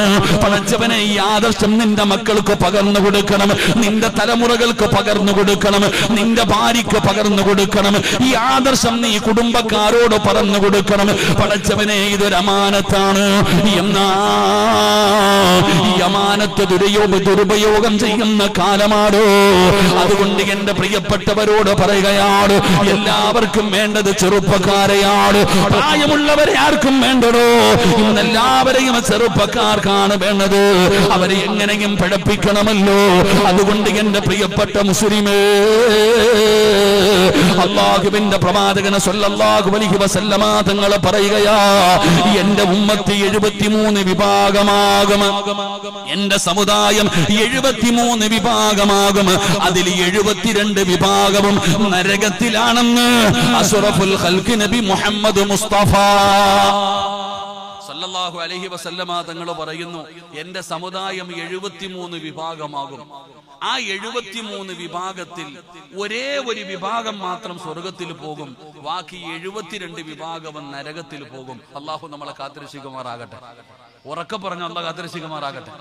നിങ്ങൾ ചിന്തിക്കേണ്ടത് അവിടെയാ. നമ്മൾ ഓരോരുത്തരും വളരെ ഗൗരവത്തോടു കൂടി കാണേണ്ട ഒരു കാര്യം, 73 വിഭാഗത്തിൽ 72 നരകത്തിൽ. 72 വിഭാഗം നരകത്തിൽ, ഒരു വിഭാഗം സ്വർഗത്തിൽ പോകും. അള്ളാഹു ഭാഗ്യം തരുമാറാകട്ടെ. ആ ഒരു വിഭാഗം ആരാ? ആ സ്വർഗത്തിൽ പോകുന്ന ഒരു വിഭാഗം ആരാ? അത് ആരാണെന്ന് ഈ 72 വിഭാഗത്തോട് ചോദിച്ചാലും ഈ 73 വിഭാഗവും പറയും, ഞങ്ങളാ പോകുന്നത്. ആ സ്വർഗത്തിൽ പോകുന്ന ഒരു വിഭാഗം ഞങ്ങളാ. എടാ, ഒരു ദിവസം 2 വഖത്ത് നിസ്കാരമേ ഉള്ളൂ എന്ന് പറയുന്ന മുസ്ലിം ലോകത്തുണ്ട്. ഒരു ദിവസം 2 വഖത്ത് പ്രഭാതത്തിലും പ്രദോഷത്തിലും മാത്രമേ നിസ്കാരമുള്ളൂ, 5 വഖത്തൊന്നുമില്ല എന്ന് പറയുന്നവനും പറയുന്നത് ഞങ്ങളാണ് ആ ഒരു വിഭാഗം. നമ്മൾ മനസ്സിലാക്കേണ്ടത് അവിടെയാ. എല്ലാവരും പറയുന്നത് ഞങ്ങളാ. എന്റെ പ്രിയപ്പെട്ട സഹോദരങ്ങളെ നോക്കിയേ, എന്റെ പ്രിയപ്പെട്ടവരെ, ഒന്നുമില്ല, നിസ്കാരമില്ല, ദുആ ഇല്ല. ഇപ്പൊ നമ്മൾ ചിന്തിക്കണം, എന്ത് വല്ലാത്ത വളർച്ചയാടോ ബിദ്അത്ത്. ആദർശത്തിന്റെ വിഷയത്തിൽ എന്റെ പ്രിയപ്പെട്ടവരെ വല്ലാത്ത ഒരു ദുരന്തമാണ് ഈ ഉമ്മത്ത് നേരിട്ടുകൊണ്ടിരിക്കുന്നത്. അള്ളാഹു നമ്മളെ കാത്തിരക്ഷിക്കുമാറാകട്ടെ. എന്റെ പ്രിയപ്പെട്ട സഹോദരങ്ങളെ, ആദർശം എന്ന് പറയുന്നത് ഇന്ന് എല്ലാരും പറയുന്നത് ഞങ്ങളാ ഞങ്ങളാ ഞങ്ങളാ. മരിച്ചു കഴിഞ്ഞാൽ കൊഴിച്ചിട്ട് കഴിഞ്ഞാൽ കഴിഞ്ഞു, പിന്നെ ഓനൊന്നുമില്ല എന്ന് പറയുന്നവനും, അള്ളാഹുവെ മൗലിദുമില്ല, റാത്തീബുമില്ല, കുത്തുബിയത്തുമില്ല, അതൊക്കെ അമ്പലത്തിൽ പോകുന്നതാ നല്ലത്, ആ പള്ളിയിൽ പോകണ്ടെന്ന് പറയുന്നവനും പറയുന്നത് ആ വിഭാഗം ഞങ്ങളാണെന്നാണ്. ഒരാൾ മദീനത്ത് പോകുമ്പോൾ ഒരാൾ പറഞ്ഞതാണ്, എന്റെ ഓർമ്മ വരുന്ന ഒരാൾ പറഞ്ഞു, ഞാൻ ഉംറയ്ക്ക് പോയി കഴിഞ്ഞാൽ മദീനത്ത് പോകാറില്ല, മദീനത്ത് പോയി കഴിഞ്ഞാൽ ജമാഅത്തായി നിസ്കരിക്കാൻ പറ്റൂല. അപ്പൊ ചോദിച്ചു എന്തേന്ന്. മദീനത്ത് പോയി കഴിഞ്ഞാൽ എനിക്ക് ജമാഅത്തായി നിസ്കരിക്കാൻ കഴിയില്ല. അത് എന്തുകൊണ്ടാണ് പോകാത്തത് എന്ന് ചോദിച്ചപ്പോ ആ മനുഷ്യൻ പറയുന്ന അവിടുത്തെ പള്ളിയിലെ ഇമാമ് ഖബറ് പൂജിക്കുന്നവനാ, അവന്റെ പുറകിൽ നിന്ന് നിസ്കരിക്കാൻ പറ്റൂല, അതുകൊണ്ട് ഞാൻ പോകാറില്ല എന്ന്. മഅദല്ലാ, അള്ളാഹു നമ്മളെ കാത്തിരക്ഷിക്കുമാറാകട്ടെ. എന്റെ പ്രിയപ്പെട്ട സഹോദരങ്ങളെ, എല്ലാവർക്കും വേണ്ടത്, ചെറുപ്പക്കാരെ നമ്മൾ മനസ്സിലാക്കേണ്ടത് ആദർശം എന്ന് പറയുന്നത്, എന്റെ പ്രിയപ്പെട്ടവരെ, ഇന്ന് നമ്മൾ മനസ്സിലാക്കേണ്ട ഒരു കാര്യം, ഇത് പറയുമ്പോൾ നമ്മൾ ചോദിക്കാറുണ്ട്, ഉസ്താദെ ഞാൻ ഇവനെ ഒരുപാട് കഷ്ടപ്പെട്ട് വളർത്തിയതാ, ഇന്ന് മറന്നുപോയി. എന്റെ പ്രിയപ്പെട്ട സഹോദരങ്ങളെ, നല്ല കുടുംബത്തിൽ, സുന്നിയായ കുടുംബത്തിൽ ജനിച്ചവനാണ്. പക്ഷേ അവനൊന്ന് സൗദി അറേബ്യയിൽ പോയിട്ട് തിരിച്ചു വന്നപ്പോ, ഒന്ന് ഗൾഫ് രാഷ്ട്രങ്ങളിലേക്കൊന്ന് കടന്നു പോയിട്ടൊന്ന് തിരിച്ചു വന്നപ്പോ, ഇന്നലെ വരെ വാപ്പ ചെയ്തതൊക്കെ തെറ്റായിട്ട് അവന് തോന്നുകയാണ്. അവിടെ 8 റക്അത്തല്ലേ തറാവീഹ്, എന്തിനാ ഇവിടെ 20 റക്അത്ത്? എല്ലാത്തിലും സംശയമാണോ? അവൻ പറയുകയാണ്, പടച്ചവനെ, നിസ്കാരം കഴിഞ്ഞിട്ടുള്ള ദുആ ഇല്ല, സ്വലാത്തില്ല, പടച്ചവനെ അതാ മൗലിദില്ല, നബിദിനമില്ല, റാത്തീബില്ല, കുതുബിയത്തില്ല. പടച്ചവനെ ഓരോന്ന് പറഞ്ഞു തുടങ്ങുകയാണ്. മഹാന്മാര് മരിച്ചു കഴിഞ്ഞാൽ കരിഞ്ഞു, പിന്നെ അവരെ കൊണ്ട് കാര്യമൊന്നുമില്ല. പടച്ചവനെ അവൻ എല്ലാ കാര്യങ്ങൾക്കും എതിരാണ്. എന്തിനാ പടച്ചവനെ റജബ് 27 വന്നാൽ, മിഅ്റാജിന്റെ രാവ് വന്നാൽ, ബറാഅത്തിന്റെ രാവ് വന്നാൽ, ആ നോമ്പിന്റെ വിഷയത്തിൽ പോലും അവന് തർക്കമാടോ, സംശയമാടോ? പടച്ചവനെ, ഉമ്മ മരിച്ചു കഴിഞ്ഞ 3 ഇല്ല, 7 ഇല്ല, 40 ഇല്ല, ആണ്ടില്ല, പടച്ചവനെ തിരിഞ്ഞു പോലും നോക്കാറില്ല. അവരുടെ ചാരത്ത് വന്ന് ദുആ ചെയ്യാറില്ല. ഒരുപാട് സംശയങ്ങളാടോ. ഇതുപോലെ പടച്ചവനെ മക്കള് കാരണം സങ്കടപ്പെടുന്ന ഒരുപാട് മാതാപിതാക്കളുണ്ട്. ഉസ്താദേ, ഇവൻ മാത്രം എന്തേ ഇങ്ങനെയായി പോയത്? ഇവൻ മാത്രം എന്തേ ഇങ്ങനെയായി പോയത്? സങ്കടപ്പെടുന്ന ഉമ്മ, പ്രസവിച്ചു എന്ന് പറഞ്ഞു മക്കളാകൂല ഉമ്മ. എന്റെ വാപ്പയോട് പറയുകയാണ്, നിന്റെ രക്തത്തിൽ പിറന്നു എന്ന് പറഞ്ഞതിന്റെ പേരിൽ മാത്രം മക്കളാകണമെന്നില്ല. അങ്ങനെയാകുമായിരുന്നെങ്കിൽ മഹാനായ ശൈഖുൽ അംബിയാ നൂഹ് നബി അലൈഹിസ്സലാം 950 വർഷക്കാലം പടച്ച റബ്ബിന്റെ ദീനിന് വേണ്ടി ദഅവത്ത് നടത്തിയ നൂഹ് നബി അലൈഹിസ്സലാമിന്റെ ചരിത്രം പഠിച്ചവരാണല്ലോ. തന്റെ പ്രിയപ്പെട്ട പൊന്നാര മകന് അല്ലാഹുവിനെ കൊണ്ട് വിശ്വാസമില്ലാത്തവനാണ്. പടച്ചവരെ, വാപ്പയുടെ ആദർശത്തിൽ വിശ്വാസമില്ലാത്തവനാണ്. അവസാനം തൂഫാൻ എന്ന് പറയുന്ന ജലപ്രളയത്തില് തന്റെ പൊന്നാര മകനുണ്ടല്ലോ, മഹാനായ നൂഹ് നബി അലൈഹിസ്സലാമിന്റെ പ്രിയപ്പെട്ട മകനുണ്ടല്ലോ, അല്ലാഹുവേ, കനാൻ എന്ന് പറയുന്ന പൊന്നുമോൻ ജലപ്രളയത്തിൽ കിടന്നു മുങ്ങുകയാണ്. തൂഫാൻ എന്ന് പറയുന്ന വെള്ളപ്രളയത്തിൽ കിടന്ന് മുങ്ങുകയാണ്. തന്റെ പൊന്നാര മകൻ മുങ്ങു മരിക്കാൻ പോകുമ്പോ വാപ്പ വിളിക്കുന്നു, യാ ബുനയ്യ, ഉപ്പാട പൊന്നുമോനെ, ഇത് സാധാരണ മഴയോ വെള്ളപ്പൊക്കമോ അല്ല, ഇത് പടച്ച റബ്ബിന്റെ അദാബാ. ഉപ്പയുടെ ആദർശം മുറുകെ പിടിച്ച് വാപ്പാടെ കൂടെ കപ്പലിൽ കേറാൻ തന്റെ പ്രിയപ്പെട്ട പൊന്നാര മകനെ വിളിക്കുമ്പോ മഹാനായ നൂഹ് നബി അലൈഹിസ്സലാമിന്റെ മകനവിടെന്ന് പറയുന്നു, വാപ്പാ, ഞാൻ ആദർശത്തിലില്ല. ഞാൻ ആടെങ്കിലാ കാണുന്ന പർവ്വതത്തിന്റെ മുകൾ തട്ടിൽ കയറിയിട്ട് ഞാൻ അവിടെ നിന്ന് രക്ഷപ്പെടുമെന്ന് തന്റെ പൊന്നാര മകനവിടെന്ന് പറയുമ്പോ, എന്റെ പ്രിയപ്പെട്ടവരെ, അവസാനം തന്റെ പൊന്നാര മകന് കണ്ണിന്റെ മുമ്പിൽ കിടന്ന് മുങ്ങിച്ചാകുകയാണ്, വെള്ളത്തിൽ കിടന്ന് മുങ്ങുകയാണ്. ആ സമയത്ത് മഹാനായ നൂഹ് നബി അലൈഹിസ്സലാം അവിടെ നിന്ന് വിളിക്കുന്നു, വനാദാ നൂഹു റബ്ബഹു ഫഖാല റബ്ബി ഇന്നി. അല്ലാഹുവിനോട് ഈ മഹാനായ നൂഹ് നബി ചോദിക്കുകയാണ്, പടച്ച റബ്ബേ, എന്റെ അഹ്ലിനെ, എന്റെ കുടുംബത്തെ നീ സംരക്ഷിക്കുമെന്ന് പറഞ്ഞിട്ടുണ്ടല്ലോ അല്ലാ. എന്റെ കുടുംബത്തിന് സംരക്ഷണം തരുമെന്ന് നീ പറഞ്ഞിട്ടുണ്ടല്ലോ പടച്ചവന്. ഈ മുങ്ങിച്ചാകുന്നത് എന്റെ മോനാണ് പടച്ചവന്, ഈ മുങ്ങിച്ചാകുന്നത് എന്റെ മോനാണ് പടച്ചവന്. മഹാനായ നൂഹ് നബിയുടെ രക്തത്തിൽ പിറന്ന മകനാണ് കനാൻ. ആ കനാൻ എന്ന് പറയുന്ന മകന് വെള്ളത്തിൽ കിടന്ന് മുങ്ങിച്ചാകുമ്പോ അല്ലാഹുവിനോട് നൂഹ് നബി അലൈഹിസ്സലാം ചോദിക്കാൻ പാടില്ലാത്ത ഒരു ചോദ്യം സങ്കടത്തോടെ ചോദിച്ചപ്പോ അല്ലാഹു പറഞ്ഞ മറുപടി അറിയുമോ വാപ്പാ? വിട്ടേക്ക് നൂഹേ, വിട്ടേക്ക് നൂഹേ, വലൈസ മിൻ അഹ്ലി, അവൻ നിന്റെ കുടുംബക്കാരനല്ല, അവൻ നിന്റെ ആദർശത്തിലല്ല, അവൻ നിന്റെ ആദർശത്തിലല്ല. നൂഹേ, അവനെ വിട്ടേക്കാർ. അല്ലാഹു സുബ്ഹാനഹു വ തആല പരിശുദ്ധമായ ഖുർആനിലൂടെ പറയുമ്പോ ഈ കാലഘട്ടത്തിൽ ജീവിക്കുന്ന എന്റെ ചെറുപ്പക്കാരോട് പറയുകയാ, മക്കളെ അറിവ് പഠിക്കണം പൊന്നുമോരെ. അല്ലാഹുവേ, എവിടെ നിന്നാണ്? എടാ, ഗൂഗിളിൽ നിന്നല്ല, യൂട്യൂബിൽ നിന്നല്ല, പുസ്തകങ്ങളിൽ നിന്നല്ല, ആരെങ്കിലും ഏതെങ്കിലും ഒരുത്തം പറയുന്ന പ്രഭാഷണത്തിൽ നിന്നല്ല. പടച്ചവനെ, ഇൽമു പഠിക്കേണ്ടത് ആലിമീങ്ങളുടെ ചാരത്ത് നിന്നാ. ഇൽമു പഠിക്കേണ്ടത് ആദർശം വേറെയായി പോയാ പറഞ്ഞിട്ട് കാര്യമില്ല. നൂഹ് നബി അലൈഹിസ്സലാം അള്ളാഹിനോട് ചോദിക്കുന്നു, ഈ മുങ്ങിച്ചാകുന്നത് എന്റെ മോനാ അല്ലാ, എന്റെ അഹില അല്ലാ, നീ അല്ലേ പറഞ്ഞ എന്റെ കുടുംബക്കാരെ മുഴുവനും സംരക്ഷിക്കുമെന്ന്. നൂഹേ, അവനെ വിട്ടേക്ക്, അവൻ നിന്റെ ആദർശമല്ല, അവൻ നിന്റെ കുടുംബമല്ല. അള്ളാഹു നമ്മളെ കാത്തുരക്ഷിക്കുമാറാകട്ടെ. എന്റെ പ്രിയപ്പെട്ട സഹോദരങ്ങളെ, മക്കളെ വളർത്തേണ്ട രീതിയിൽ വളർത്തണം, സുന്നികളായിട്ട് വളർത്തണം. ആ 73 വിഭാഗത്തിൽ സ്വർഗത്തിൽ പോകുന്ന ഒരേ ഒരു വിഭാഗം അത് അഹ്ലു സുന്നത്തി വൽ ജമാഅ, നമ്മളൊക്കെയാ, സുന്നികളാ. അള്ളാഹു നമുക്ക് ഭാഗ്യം തരുമാറാകട്ടെ, അള്ളാഹു ഭാഗ്യം തരുമാറാകട്ടെ. ഇനി ആരെന്തൊക്കെ പറഞ്ഞാലും, എന്ത് കളിയാക്കിയാലും, എന്ത് പറഞ്ഞാലും എന്റെ പൊന്നുമക്കളെ പറയേണ്ടവൻ പറഞ്ഞുകൊണ്ടിരിക്കും. നമുക്കൊരു മാറ്റവും ഇല്ല. നമുക്ക് എന്ത് സംഭവിച്ചാലും ആദർശത്തിൽ തല പോകേണ്ട വന്നാലും ആദർശത്തിൽ ഒരിക്കലും വെള്ളം ചേർക്കരുത്. എന്റെ പ്രിയപ്പെട്ട ചെറുപ്പക്കാരോട് പറയുന്നു, നിങ്ങൾ ചോദിക്കും, ഉസ്താദേ ഇതൊക്കെ ശരിയല്ലേ, ഇതൊക്കെ ശരിയല്ലേ? എടാ, എല്ലാത്തിനും ഇപ്പൊ പടച്ചവനെ മരിച്ചു കഴിഞ്ഞാൽ കഴിഞ്ഞു, പിന്നെ ഒന്നും കേൾക്കത്തില്ല എന്ന് ചോദിക്കുന്നുണ്ടല്ലോ. എടാ പൊന്നാരി ചങ്ങാതി, പിന്നെ എന്തിനാടാ പള്ളിക്കാട്ടി പോകുമ്പോ സലാം പറയുന്നേ? എന്റെ ചെറുപ്പക്കാരോട് ചോദിക്കുന്നത്, ഇപ്പോഴുള്ള എല്ലാ ചെറുപ്പക്കാർക്കും ഒരു ചോദ്യമാ, എടാ പിന്നെ എന്തിനാടാ പള്ളിക്കാട്ടി പോകുമ്പോ അസ്സലാമു അലൈക്കും യാ ദാറ ഖൗമുൽ മുഅ്മിനീൻ വ ഇന്നാ ഇൻഷാ അല്ലാഹു ബിക്കും ലാഹിഖൂൻ, സലാം പറയുന്നത് എന്തിനാ? അവിടെ ആരെങ്കിലും മടക്കാനുണ്ടെങ്കിലല്ലേ സലാം പറയുന്നേ? ആണോ? അല്ലേ? നിങ്ങൾ എന്തോ ഇങ്ങനെ ഇരിക്കണേ? എടാ, സലാം പറഞ്ഞാൽ മടക്കാൻ ആരെങ്കിലും വേണോ? ഈ പള്ളിക്കാട്ടി പോയിട്ട് എന്തിനാ സലാം പറയുന്നേ? പള്ളിക്കാട്ടി കിടക്കുന്നവർക്ക് കേൾക്കാൻ പറ്റുന്നത് കൊണ്ടല്ലേ സലാം പറയുന്നേ. അപ്പൊ മരിച്ചവര് കേൾക്കൂലേ? നബിതങ്ങളുടെ ഹദീസ് ഉണ്ടല്ലോ, എന്റെ പ്രിയപ്പെട്ടവരെ, മുത്തുനബിയുടെ ഹദീസ് ഉണ്ട്. ജനാസ കബറടക്കിയിട്ട് നടന്നു പോകുമ്പോ ആ നടന്നു പോകുന്നവരുടെ ചെരുപ്പിന്റെ ശബ്ദം പോലും ഖബറാളി കേൾക്കുമെന്ന് മഹാനായ നബിയിന റസൂലുള്ളാഹി.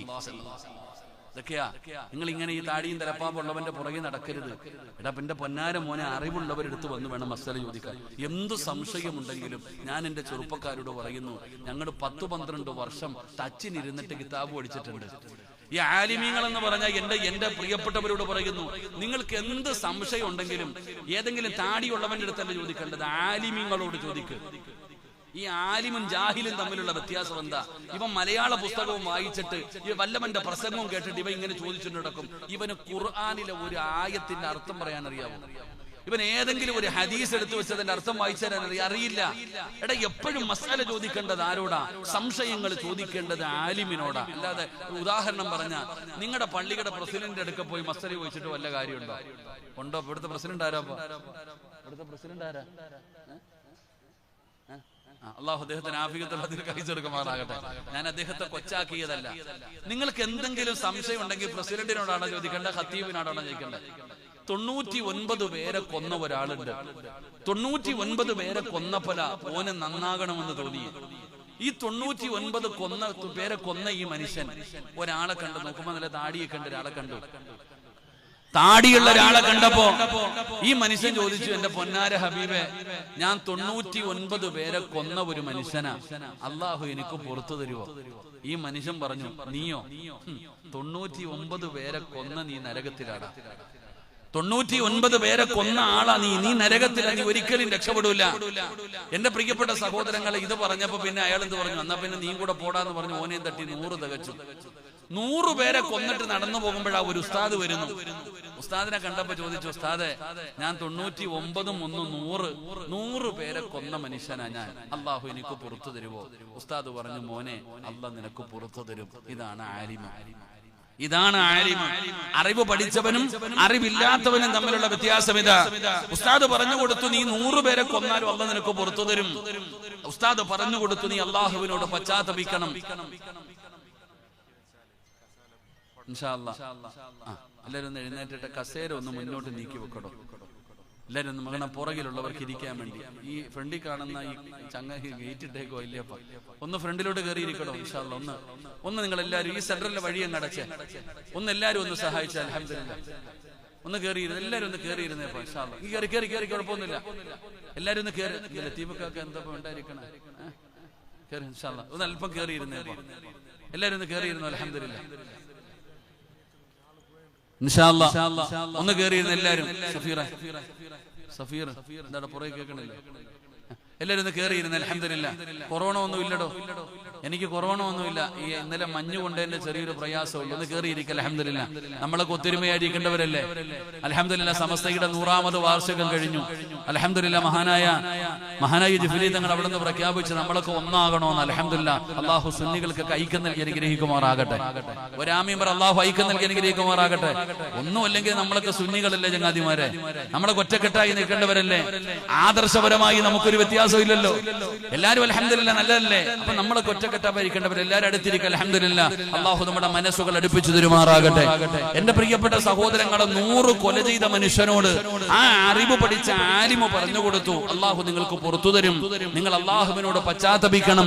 ഈ നാട്ടിൽ നിങ്ങൾ ഇനി താമസിക്കണ്ട, അപ്പുറത്ത് കുറച്ചു നല്ല ആൾക്കാർ താമസിക്കുന്നുണ്ട്, അപ്പുറത്ത് കുറച്ചു നല്ല ആൾക്കാർ താമസിക്കുന്നുണ്ട്, അങ്ങോട്ട് പോകാൻ മഹാനായ ആ മനുഷ്യനോട് ആ മഹാൻ പറഞ്ഞു കൊടുത്തു എന്ന ചരിത്രം പറയുമ്പോ എന്റെ പ്രിയപ്പെട്ടവരോട് പറയുകയാണ്, എന്റെ ചെറുപ്പക്കാര് വല്ലാതെ പേടിക്കണം മക്കള്.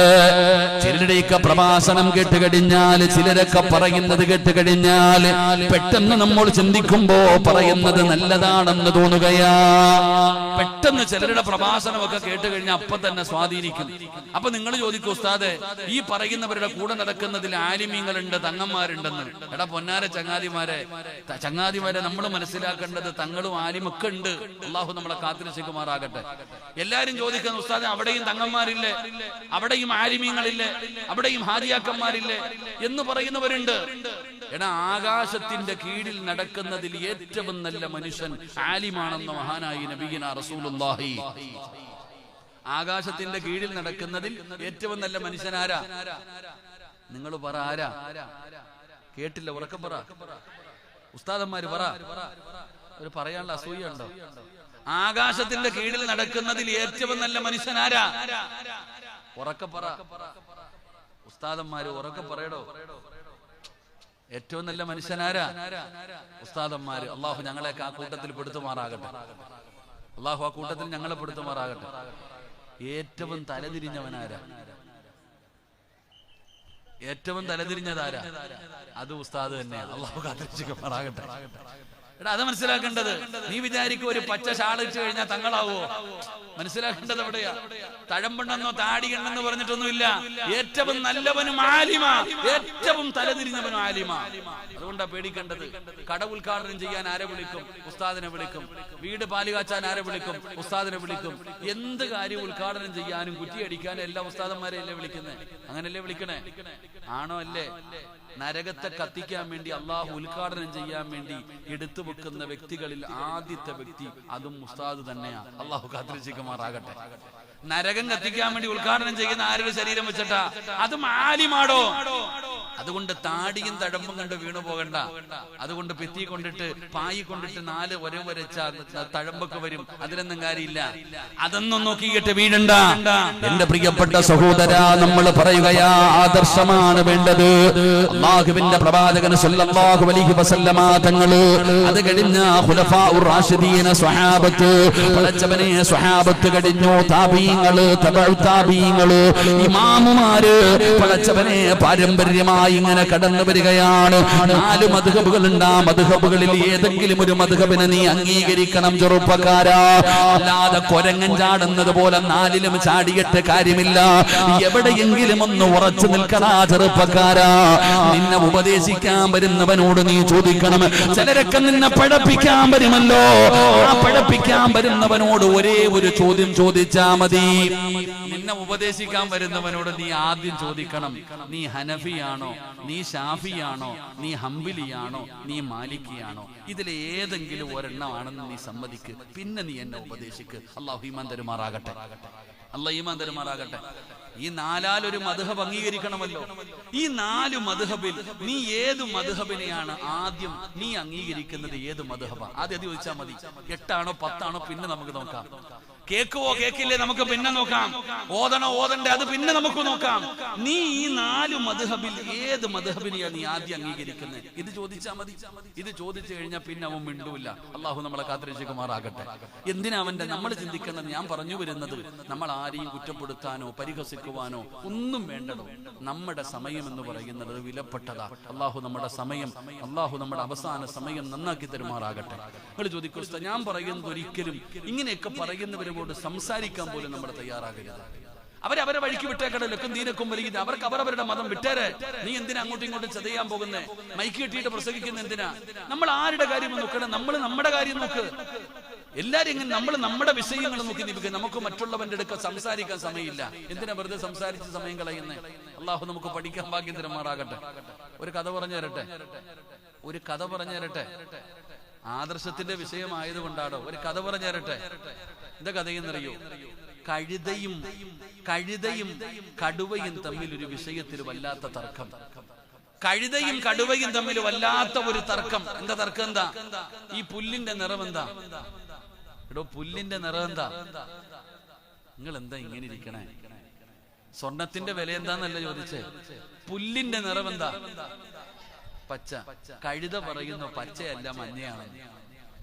കടുവ പറഞ്ഞു, എടാ പുല്ലിന്റെ നിറം പച്ചയാ. കഴുത പറയുന്നു പുല്ലിന്റെ നിറം പച്ചയല്ല മഞ്ഞയാണെന്ന്. ഈ കഴുതയോട് എത്ര പറഞ്ഞിട്ട് ഇവൻ കേൾക്കണില്ലടോ. ഈ കഴുതയോട് ബഹുമാനായ സയ്യിദ് ശിഹാബുദ്ദീൻ തങ്ങൾ അല്ലാഹു സുബ്ഹാനഹു വ തആല ആഫിയത്തുള്ള ദീർഘായുസ്സ് കൊടുക്കുമാറാകട്ടെ. അൽഹംദുലില്ലാഹ്.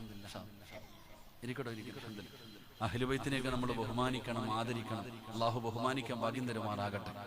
സോഷ്യൽ മീഡിയയിൽ കയറിയിട്ട് വായി തോന്നുന്നതൊക്കെ എഴുതി വിടുന്ന മക്കളൊക്കെ സൂക്ഷിക്കണം കേട്ടാ. അൽഹംദുലില്ലാഹ്.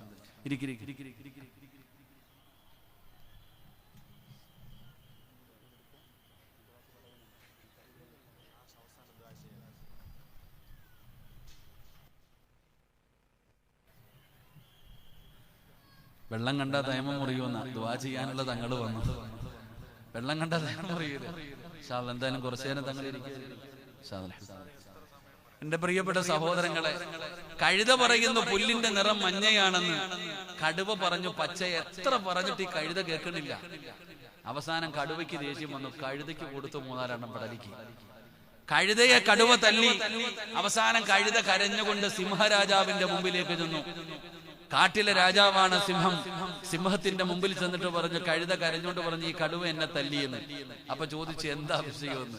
അപ്പൊ കടുവ പറഞ്ഞു, എന്റെ പൊന്നാര രാജാവേ, പുല്ലിന്റെ നിറം പച്ചയല്ലേ, ഈ കഴുത പറയാ മഞ്ഞയാണെന്ന്. ഇവനെ എത്ര പറഞ്ഞിട്ട് ഇവൻ കേൾക്കണില്ല. ഞാൻ അതുകൊണ്ടാ തല്ലിയെ. അങ്ങനെ രണ്ടുപേരും പറയാനുള്ള കാര്യമെല്ലാം കേട്ട് കഴിഞ്ഞപ്പോ രാജാവിന്റെ വിധി വന്നു. കടുവയ്ക്ക് 10 തല്ല് കൊടുക്കാൻ.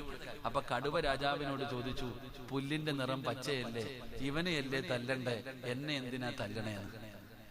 കടുവ ചോദിച്ചു രാജാവിനോട്, കഴുതയെ തല്ലണ്ടതിന് പകരം എന്നെ എന്തിനാ തല്ലുന്നേ? ആ സമയത്ത് സിംഹരാജാവ് പറഞ്ഞു, ലോകത്തുള്ള എല്ലാവർക്കും അറിയാം പുല്ലിന്റെ നിറം പച്ചയാണെന്ന്. ഈ കഴുത മഞ്ഞയാന്ന് പറഞ്ഞപ്പോ നീ എന്തിനാ ഇവന്റെ അടുത്ത് സംസാരിച്ചേ? നീ എന്തിനാ ഇവന്റെ അടുക്ക സംസാരിക്കാൻ പോയെ? നിന്റെ വിലപ്പെട്ട സമയം നീ എന്തിനാ പാഴാക്കിയ?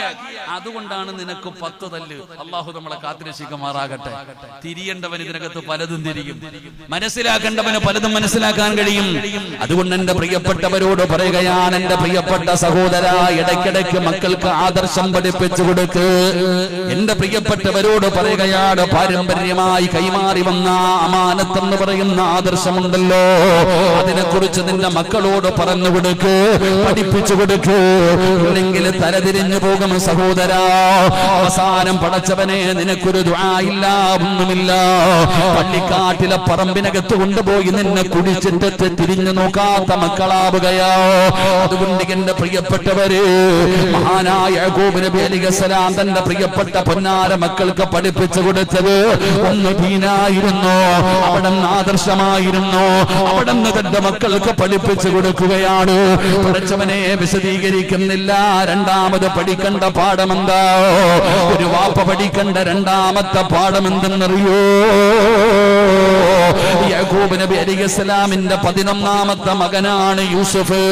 പഠിച്ചവനെ ആദ്യത്തെ വിവാഹത്തിൽ 10 മക്കളുണ്ട്. രണ്ടാമത്തെ ഭാര്യയിലാണ് പഠിച്ചവനെ യൂസുഫ് നബി ഉള്ളത്. ആ 11ാമത്തെ മകനുണ്ടല്ലോ, ചെറിയ പയ്യനാണ്. യൂസുഫ് എന്ന് പറയുന്ന ചെറിയ മകനുണ്ടല്ലോ, ഒരു ദിവസം വെളുപ്പാങ്കാലത്ത് നേരം വെളുത്ത് കഴിഞ്ഞപ്പോ വാപ്പാടെ ചാരത്ത് കടന്നു പോവുകയാ. എന്നിട്ട് യൂസുഫ് എന്ന് പറയുന്ന മകന് വാപ്പയോട് പറയുകയാ, ഇത് ഖാല യൂസുഫ് ലി അബീഹി യാ അബത്തി ഇന്നി റഅയ്തു 11 കൗകബൻ والشمس والقمر رأيتهم لي ساجدين. ആ 11ാമത്തെ മകൻ ഒരു ദിവസം നേരം വെളുത്തപ്പോ വാപ്പാടെ ചാരത്ത് ചെന്നിട്ട് പറയുന്നു, വാപ്പാ എനിക്കൊരു കഥ പറയാനുണ്ട് വാപ്പാ, എനിക്ക് എന്റെ ഉപ്പയോടൊരു കാര്യം പറയണം. യാക്കൂബ് എന്ന് പറയുന്ന തിരക്കുള്ള പാപ്പയുണ്ടല്ലോ, പൊന്നാര മകനോട് ചോദിക്കുന്നു, എന്തേ മോനെ പറയാനുള്ളത്? ഉപ്പാ, ഇന്നലെ രാത്രി ഞാനൊരു സ്വപ്നം കണ്ടു വാപ്പാ. എന്റെ പ്രിയപ്പെട്ടവര്, മക്കളെ കെയർ ചെയ്യാൻ പഠിക്കണം വാപ്പമാര്. യാക്കൂബ് എന്ന് പറയുന്ന പ്രവാചകനാണ്, ഒരു ഉമ്മത്തിന്റെ കാര്യങ്ങൾ നോക്കേണ്ട പ്രവാചകനാണ്. മുകളിൽ 10 മക്കളുണ്ട്. ഒരുപാട് തിരക്കുകൾ പിടിച്ച യാക്കൂബ് എന്ന് പറയുന്ന പിതാവുണ്ടല്ലോ, തന്റെ മകന് രാത്രിയിൽ കണ്ട ഒരു സ്വപ്നമാണ് വാപ്പയോട് പറയുന്നത്. വാപ്പയ്ക്കത് കേൾക്കാൻ സമയമുണ്ടായിരുന്നോ? തന്റെ പൊന്നാര മകനെ പിടിച്ചടുത്തിരുത്തിയിട്ട് യാക്കൂബ് നബി ചിരിച്ചുകൊണ്ട് ചോദിക്കുന്നു, മോൻ കണ്ട സ്വപ്നം എന്താ? വാപ്പാ, സൂര്യനും ചന്ദ്രനുമല്ല, എനിക്ക് സുജൂദ് ചെയ്യുന്നതായിട്ട് ഞാൻ സ്വപ്നം കണ്ടു എന്ന് പറയുമ്പോ യാക്കൂബ് നബി ഇരുന്ന് ചിരിക്കുകയോ. അത് കേൾക്കാൻ വന്നിരിക്കുന്ന മക്കളുള്ള വാപ്പമാരേ, മക്കളോട് സ്നേഹമുണ്ടാകണം ബാപ്പാ, ബാപ്പാ. മക്കൾക്ക് പറയാനുള്ളത് കേൾക്കാനുള്ള മനസ്സുണ്ടാകണം ബാപ്പാ. ഇന്ന് ജീവിക്കുന്ന ഉപ്പമാർക്ക് തിരക്കാടോ. മക്കളുടെ ഏറ്റവും വലിയ പരാതി തിന്നാൻ കിട്ടുന്നല്ല, അവർക്ക് ധരിക്കാനില്ലെന്നല്ല. എന്റെ വാപ്പ എന്നോട് സംസാരിക്കാറില്ല. സ്വന്തം മക്കളെ കാണുമ്പോ ഹിറ്റ്ലറിനെ പോലെ പെരുമാറുന്ന വാപ്പമാരുണ്ടോ. ആൺകുട്ടികളോട് സംസാരിക്കാറില്ല. സംസാരിക്കണം ബാപ്പാ. മക്കള് വഴിപിഴച്ചു പോകാനുള്ള കാരണം നീയാ ബാപ്പാ. മോശമായ കൂട്ടുകെട്ടുകളിൽ നിന്റെ മക്കള് പോയി പെടാനുള്ള കാരണം അതാണ്. നിനക്ക് സമയമില്ല മക്കള് പറയുന്നത് കേൾക്കാൻ, മക്കളുടെ പ്രയാസം എന്താണെന്ന് കേൾക്കാൻ. പ്രായപൂർത്തിയായ മകന്റെ തോളിലൊന്ന് കൈയിട്ടിട്ട്, നിന്നെക്കാലും വളർന്നില്ലേ ബാപ്പാ, അവന്റെ ചുമലിലൊന്ന് കൈയിട്ടിട്ട്, എന്തേടാ മോനെ നിന്റെ പ്രശ്നമെന്ന് ചോദിച്ചാൽ, എന്റെ മോന്റെ പ്രശ്നം എന്താണ്, എന്റെ മോന്റെ സങ്കടം എന്താണ്, ഒരു വാക്കു മതിയടോ, ഒരു ചോദ്യം മതിയടോ. അവന്റെ മനസ്സൊന്ന് തണുക്കാറ്. അല്ലാഹുവേ, ഇന്ന് സ്നേഹിക്കാൻ സമയമില്ല.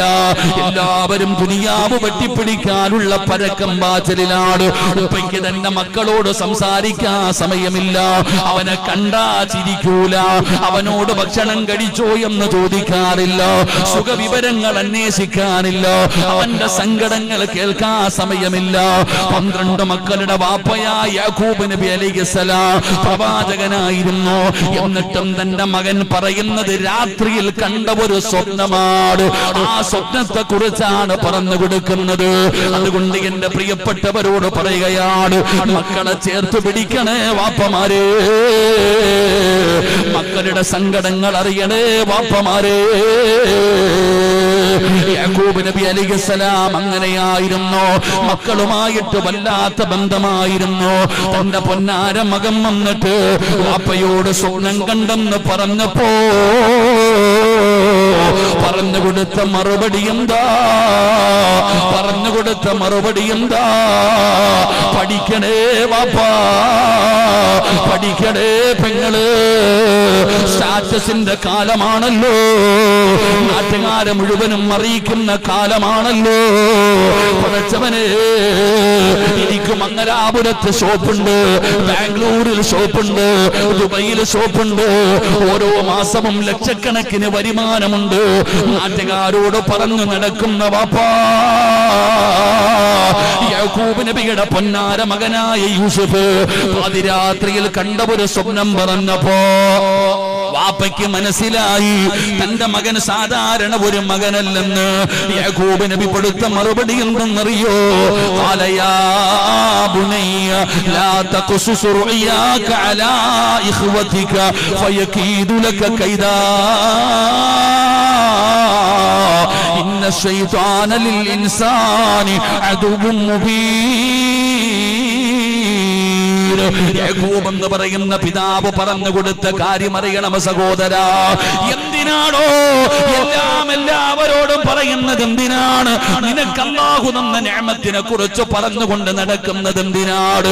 യാക്കൂബ് നബി തന്റെ മകനോട് പറയുകയാണ്, നാട്ടുകാരോട് പറയരുത്, കുടുംബക്കാരോട് പറയരുത്, കൂട്ടുകാരോട് പറയരുത്, അയൽവാസികളോട് പറയരുത് എന്നല്ല പറഞ്ഞത്, എന്നല്ല പറഞ്ഞത്. യാക്കൂബ് നബി പറഞ്ഞു, മോനെ നീ നിന്റെ ഇക്കാമാരോട് പറയല്ലേ, നീ നിന്റെ കൂടപ്പിറപ്പിനോട് പോലും പറയല്ലേ. പഠിച്ചവനെ, യാക്കൂബ് നബി പറഞ്ഞു കൊടുത്ത കാര്യമാണ്. കൂടപ്പിറപ്പിനോട് പോലും പറയാൻ പാടില്ല. നീ നിന്റെ കൂടപ്പിറപ്പിനോട് പോലും പറയാൻ പാടില്ല. ഏ സഹോദരാ, നീ നന്നാകുന്നത് നിന്റെ കൂടപ്പിറപ്പിന് ഇഷ്ടമല്ലടാ. നീ തകരാറ്, നീ കൊത്തുവാളയെടുക്കാൻ, നീ യതീഖാനയിലാകാൻ പടച്ചവനെ സിഹ്ർ ചെയ്തത് കൂടപ്പിറപ്പാടോ? അല്ലാഹുവേ, ഞാൻ ഏർവാടിയിൽ പോയപ്പോ ഒരു സഹോദരൻ ഓടി വന്ന് കരഞ്ഞുകൊണ്ട് പറയുന്നു, ഉസ്താദ് 8 കൊല്ലമായി ഉസ്താദ്, എല്ലാം പോയി ഉസ്താദ്, വല്ലാത്ത സങ്കടത്തിലാണ്. ഞാൻ അവിടെ നിന്ന് സമാധാനിപ്പിച്ചപ്പോ ആ മനുഷ്യൻ പറഞ്ഞത്, എന്റെ ഏറ്റവും വലിയ സങ്കടം 8 കൊല്ലമായി നരകിക്കുന്നതിലല്ല, ഇത് ചെയ്തതാരാണെന്നറിഞ്ഞപ്പോഴാണ്, ഇത് ചെയ്തതാരാണെന്നറിഞ്ഞപ്പോഴാണ് എനിക്ക് സഹിക്കാൻ കഴിയാത്തത്. എന്റെ സഹോദരനാ ഉസ്താദ് ഇത് ചെയ്തത്. സങ്കടത്തോടെ പറയുമ്പോ എല്ലാ കാര്യങ്ങളും എല്ലാവരോടും പറയാൻ പാടില്ല. യൂസുഫ് എന്ന് പറയുന്ന മകനോട് വാപ്പ പറഞ്ഞു കൊടുത്തത് നാട്ടുകാരോട് പറയരുതെന്നല്ല, നിന്റെ ഇക്കാമാരോട് പോലും നീ ഇത് പറയണ്ട. അള്ളാഹു നമുക്ക് ഈമാൻ നൽകുമാറാകട്ടെ. ഉറക്കപ്പറ, അല്ലാഹു ഈമാൻ നൽകുമാറാകട്ടെ. നമ്മളാണെങ്കിൽ നിനക്ക് എവിടെയൊക്കെ ബിസിനസ് ഉണ്ട്, എവിടെ നിന്ന് എത്രയൊക്കെ കിട്ടാനുണ്ട്, ഇനി ചോദിക്കാനൊന്നുമില്ല. പത്രത്തിൽ കൊടുത്തതുപോലെ നാട്ടുകാർക്ക് മൊത്തം അറിയാം. ഈ റോഡിലൊക്കെ പഠിക്കുമെന്ന് എല്ലാവർക്കും നമ്മളിങ്ങനെ പറഞ്ഞുകൊണ്ട് നടക്കുക. ഇതൊക്കെ എന്റെ പ്രിയപ്പെട്ട സഹോദരങ്ങൾ അങ്ങനെ പറയാൻ പാടില്ല. പ്രത്യേകിച്ച് മക്കൾ, കൂടപ്പിറപ്പുകൾ അങ്ങോട്ടും ഇങ്ങോട്ടും പറയരുത്. മക്കൾക്കിടയിൽ ഒരിക്കലും വേർതിരിവ് കാണിക്കാൻ പാടില്ല. കാരണം എപ്പോഴാണ് ഇബ്ലീസ് കയറണമെന്നറിയില്ല, എപ്പോഴാ ഇബ്ലീസ് കയറണമെന്നറിയില്ല. അവന് നല്ലതുണ്ടാകുമ്പോ പടച്ചവന് നമുക്ക് സഹിക്കൂല. ഒരാളോട് മാത്രം, ഒരു മകനോട് മാത്രം സ്നേഹം, മക്കൾക്കിടയിൽ വേർതിരിവ് കാണിക്കുന്നവരുണ്ട്. എന്റെ പ്രിയപ്പെട്ട സഹോദരാ, പടച്ചവനെ, ഇന്നെല്ലാവരും വേർതിരിവിന്റെ കാലമാണ്, വേർതിരിവിന്റെ കാലമാണോ? ഒരാളോട് വല്ലാത്ത സ്നേഹമാണ്, മക്കൾക്കിടയിൽ വേർതിരിവ് കാണിക്കുന്നവരുണ്ട്. അവനോട് മാത്രം സ്നേഹമാണ്. ഏറ്റവും കൂടുതൽ മാതാപിതാക്കൾക്ക് സ്നേഹം ഇളയ മകനോടാ. ഏറ്റവും കൂടുതൽ വീട്ടില് സ്നേഹത്തിന്റെ വിഷയത്തിൽ പോലും വേർതിരിവ ഏറ്റവും ചെറിയ മകനോടായിരിക്കും എല്ലാവർക്കും ഏറ്റവും കൂടുതൽ ഇഷ്ടം. അള്ളാഹു നമുക്ക് ഈമാൻ തരുമാറാകട്ടെ. എന്റെ വീട്ടിൽ എന്റെ ഉമ്മായിക്ക് ഏറ്റവും കൂടുതൽ ഇഷ്ടം എന്നെയാണ്. കാരണം ഞാൻ ഏറ്റവും ചെറിയ ആളായതുകൊണ്ട്. ഇവിടെ എന്ന് സത്യത്തിൽ സ്നേഹിക്കേണ്ടത് ഇളയ ആളെയല്ല, ഏറ്റവും ഒന്നാമത്തെ മകനെയാണ്. ഏറ്റവും മൂത്ത മകനെ. പക്ഷെ എന്തുകൊണ്ടാണെന്നറിയില്ല, മാതാപിതാക്കൾക്ക് അവരോടൊരു സ്നേഹക്കുറവാ, വളർന്നുകൊണ്ടതാണെന്നറിയില്ല. എടോ, മനസ്സിലാക്കേണ്ടത് എന്താ, ഏറ്റവും കൂടുതൽ സത്യത്തിൽ സ്നേഹിക്കേണ്ടത് ഒന്നാമത്തെ കുട്ടിയാ. കാരണം നിങ്ങൾ ചിന്തിച്ച്, നിങ്ങൾ കല്യാണം കഴിഞ്ഞു, മക്കളില്ല, ദുആ ചെയ്തിട്ട് ആദ്യമായിട്ട് കിട്ടിയ കൺമണി ഒന്ന് ആലോചിച്ച് നോക്കി. ആദ്യമായിട്ട് അല്ലാഹു തന്ന പൊന്നുമോൻ അല്ലെങ്കിൽ പൊന്നുമോൾ, നമ്മൾ ഇത്തിരി അമിത സ്നേഹം കൊടുത്ത് അവരെ വളർത്തി. ആദ്യമായിട്ട് കിട്ടിയതായതുകൊണ്ട് അതിനോട് വല്ലാത്ത സ്നേഹമാണ്. ആ അമിത സ്നേഹം കൊടുത്ത് വളർത്തിയിട്ട് രണ്ടാമതൊന്ന് വന്നപ്പോ അത് കുറഞ്ഞു പോകുമ്പോ ആ മക്കൾക്ക് ഉണ്ടാകുന്ന ഒരു സങ്കടം ഉണ്ടല്ലോ, അത് നിങ്ങൾക്കറിയാഞ്ഞിട്ടാ. മക്കളെ എത്രത്തോളം അത് അവരുടെ സ്വാധീനിക്കുന്നു എന്ന് മനസ്സിലാക്കണം. എന്റെ പ്രിയപ്പെട്ടവരെ, മക്കൾക്കിടയിൽ സ്നേഹത്തിന്റെ വിഷയത്തിലും ഒരു വിഷയത്തിലും മഹാനായ ആദരവായ പ്രവാചകൻ നബി മുഹമ്മദ് മുസ്തഫ സല്ലല്ലാഹു അലൈഹി വസല്ലമ തങ്ങളെ മസ്ജിദുൻ നബവിയിലെ സഹാബത്തിന്റെ മുമ്പിൽ ഇരിക്കുമ്പോ ഒരു മകൻ ഓടി വരികയാണ്, ഒരു ചെറിയ കുഞ്ഞോടി വരികയാണ്.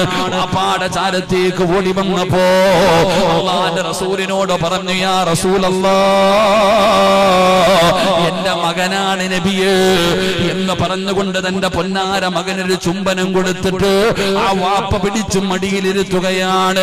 നബി തങ്ങളൊന്നും മിണ്ടിയില്ല. ആ കുഞ്ഞു കുറച്ചു കഴിഞ്ഞപ്പോ അതേ മനുഷ്യന്റെ മകൾ ഓടി വരികയാണ്, ഒരു പെൺകുട്ടി ഓടി വരികയാണ്. ആ പൊന്നുപോള് വാപ്പയുടെ ചാരത്ത് വന്നപ്പോ അവിടെന്ന് പറഞ്ഞു, യാ റസൂലല്ലാഹ്, എന്റെ മോളാണ് നബിയേ എന്ന് പറഞ്ഞുകൊണ്ട് തന്റെ പൊന്നാര മകൾക്കൊരു ചുംബനം കൊടുത്തു. ആ കുഞ്ഞിനെ പിടിച്ച് താഴെ ഇരുത്തുകയാണ്. അല്ലാഹുവിന്റെ റസൂൽ ആ കാഴ്ച കണ്ടപ്പോ അവിടെന്ന് പറഞ്ഞു, നീ നീതി കാണിച്ചില്ല. യാ റസൂലല്ലാഹ്, എന്താ നീതിയാ നബിയേ, എന്താണ് ഞാൻ ചെയ്ത തെറ്റെന്ന് ചോദിച്ചപ്പോ അല്ലാഹുവിന്റെ പ്രവാചകൻ പറഞ്ഞ മറുപടി എന്തെന്നറിയോ? നിന്റെ മോനെ മടിയിലിരുത്തി, നിന്റെ മോളെ താഴെ ഇരുത്തി. ഇത് നീതിയല്ലെന്ന് മഹാനായ നബി മുഹമ്മദ് മുസ്തഫ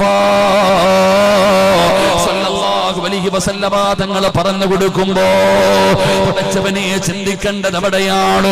മക്കൾക്കിടയിൽ ഒരിക്കലും വേർതിരിവ് കാണിക്കരുത്. അത് വല്ലാത്ത വൈരാഗ്യമുണ്ടാക്കുമടോ, വലിയ നാശങ്ങളിലേക്ക് എത്തിക്കുമടോ. വാപ്പമാരെ, ഒരാളോട് മാത്രം വല്ലാത്ത സ്നേഹമാണ്. കുടുംബ സ്വത്ത് വിഹിതം വെക്കുമ്പോ അവനിത്തിരി ജാഗ കൂടുതൽ കൊടുക്കുകയാണ്. അവൻ പാവപ്പെട്ടവനല്ലേ എന്ന് പറഞ്ഞുകൊണ്ട് ഒരാൾക്ക് മാത്രം കൂടുതൽ കൊടുക്കുന്ന മാതാപിതാക്കള്. മഹാനായ നബിയുനാ റസൂലുള്ളാഹി സ്വല്ലല്ലാഹു അലൈഹി വസല്ലമ തങ്ങളുടെ മുമ്പിൽ നുഅ്മാൻ ഇബ്നു ബസീർ എന്ന് പറയുന്ന സ്വഹാബി കടന്നു വരികയാണ്. ബസീർ എന്ന് പറയുന്ന സ്വഹാബി കടന്നു വന്നു. യാ റസൂലല്ലാഹ്,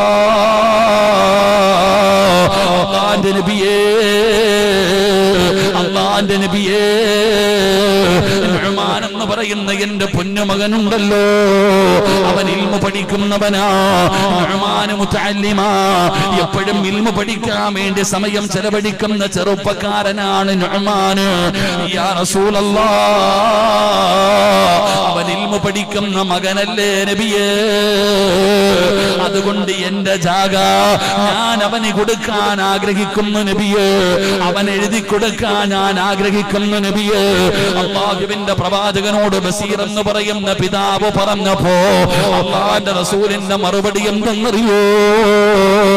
ഏ ബസീറേ, പ്രായമാകുമ്പോ നുഅ്മാൻ മാത്രം മതിയോ ബസീറേ?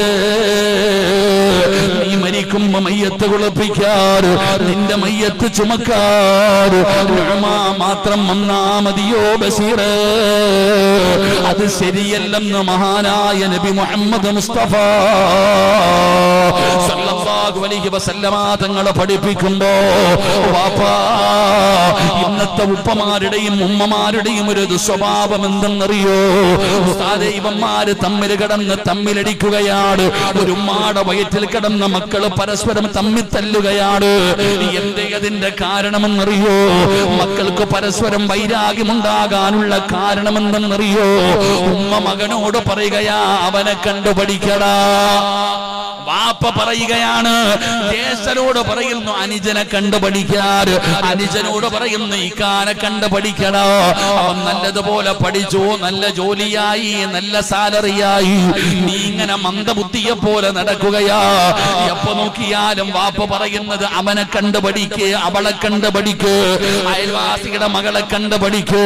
ഇതാണോ കൊലപാതകം വരെ എത്തിക്കുന്നത്? ഇതാണോ വലിയ വലിയ പ്രശ്നങ്ങളിലേക്ക് എത്തിക്കുന്നത്?